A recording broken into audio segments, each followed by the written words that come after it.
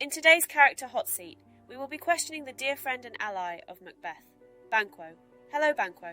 Ah, a call to assume the spirit of Banquo, a thane of Scotland and loyal friend to Macbeth, until fate severed our earthly ties. In life, I had the honour to fight alongside Macbeth, winning battles for King Duncan. But ever since the Weird Sisters prophesied that Macbeth would be king and my offspring would inherit the throne in the future, the bond of friendship wore thin, tarnished by Macbeth's ambition and the darkness that took root within him. Haunted am I, both in life by the prophecy and in death by the treachery that spilled my blood. Though slain, I haunt Macbeth's guilty conscience, a ghostly figure in a royal feast, reminding him that not all power is won fairly, nor kept without consequence. How may I address thee? Are you a seeker of wisdom, or one who would peer into the veils of fate and ambition? Speak, that I may know thy concern. What is your relationship like with Macbeth? The relationship twixt Macbeth and myself is a tale steeped in loyalty, friendship, and ultimately, betrayal. We were once as close as brothers, comrades in arms who fought side by side to quell the rebellion against King Duncan. We were victorious, honoured by the king, and our bond seemed unbreakable. But the seeds of ambition were sown by the Weird Sisters, those fateful witches we chanced upon the heath. They prophesied Macbeth would be king, and I, though never to reign, would be the father of a line of kings. The relationship began to change from that point forward, as if a shadow had fallen between us. I saw Macbeth's eyes cloud with thoughts I could not fathom, yet feared I might. I began to suspect his intentions, especially as Duncan, our noble king, met an untimely end. Despite my suspicions, I could not, would not, believe that Macbeth would go to such lengths to hasten fate. I paid for my trust with my life, struck down by murderers at his behest, though my son, Fleance, escaped, and with him, perhaps, the prophecy's fulfillment. In death, I became Macbeth's haunting, a reminder of the dark path he tread. My ghostly form sat in his chair during a banquet, unseen by all but him, a fitting symbol of the guilt he could not escape and the friendship he had so violently forsaken. Thus, our relationship, once founded on brotherly love and loyalty, was torn asunder by ambition, prophecy, and betrayal. So does the milk of human kindness curdle, turning even the noblest of souls towards dark deeds. Why did you not believe the witches? A curious question. Indeed, the witch's words seemed fantastical and beyond the realm of what a sane man might consider.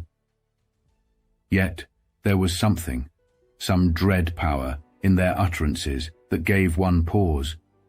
They spoke of events beyond common ken, touching upon futures unfathomed. They predicted Macbeth's new title of Thane of Cawdor before we even heard the news ourselves, a moment that imbued their other prophecies with a weight of credibility. I did not dismiss the witch's words outright, but I harboured skepticism. For in life, I was a man who believed in the evidence of things seen and touched. I had no innate trust in supernatural whisperings. Prophecy, I felt, could be but an illusion or trickery, designed to ensnare the mind. It was a dark puzzle, one that might lead men down roads better left untravelled. To win us to our harm, the instruments of darkness tell us truths, I cautioned Macbeth, for I sensed the peril in believing too readily. Yet as events unfolded, and Macbeth was indeed made Thane of Cawdor, and later king, it became ever clearer that their words held a sinister form of truth. By then, alas, the die was cast, and our fates were hurtling towards inevitable tragedy. Though my mortal form was slain, my skepticism lives on as a cautionary tale. Prophecy may point toward a certain end, but 'tis the path one chooses that shapes the journey. Had Macbeth and I both rejected the witch's words, would our ends have been different? This is a question that haunts me still, in this realm, beyond the mortal coil. Who do you feel killed the king and why? Your query delves into the heart of perception and certainty. In life, suspicion weighed heavy on my mind, yet it fell short of what one might call knowledge. When King Duncan was found slain in his chamber, a terrible unease settled within me. Macbeth, suddenly Thane of Cawdor and now king, seemed to fit uncomfortably within these newly acquired titles, almost as though they were garments tailored for another man. My suspicion was heightened by the rapid sequence of events following the witch's prophecy. Macbeth, once a paragon of loyalty and valor, seemed to grow increasingly distant and brooding. Yet I held no definitive proof, only a gut feeling, an intuition that things were not as they should be. This intuition, though powerful, was not enough to confirm that Macbeth was indeed the man who brought an end to our benevolent King Duncan. Such is the dilemma of trust and friendship. We may sense a foul odor in the air, yet be loath to point fingers without irrefutable evidence, especially when the accused is one we have loved and fought beside.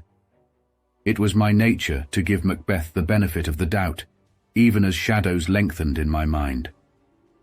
In so doing, perhaps I granted him the opportunity to ensure my own untimely end, a trust repaid with betrayal. So, to answer your question, I suspected, but did not know, that Macbeth had murdered King Duncan. It was only after my own death, severed from the world of mortal concerns, that my suspicions were confirmed, and the full tragedy of Macbeth's actions became clear to me. Thank you, Banquo. Any last words for us? Last words. A notion I find almost ironic, given that I have persisted beyond my mortal end. But if I were to distill a sentiment to linger in the ears of those yet living, it would be a cautionary plea.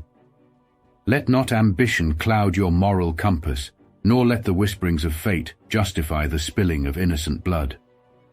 For once you tread that path, there is no turning back, and you may find yourself haunted by more than just a guilty conscience. Let the ruin wrought by unchecked ambition serve as a warning, and let the bonds of friendship, love, and loyalty be your guiding stars. Life is a brief candle, easily snuffed out, yet its light can either warm or scorch those it touches. Choose wisely the legacy you leave behind, for in it you find your true immortality or your everlasting shame. Remember me, Banquo, as you navigate the winding roads of life and destiny, and may you fare better than we, who have become cautionary tales in the annals of time. Farewell. Thank you for watching, and see you next time.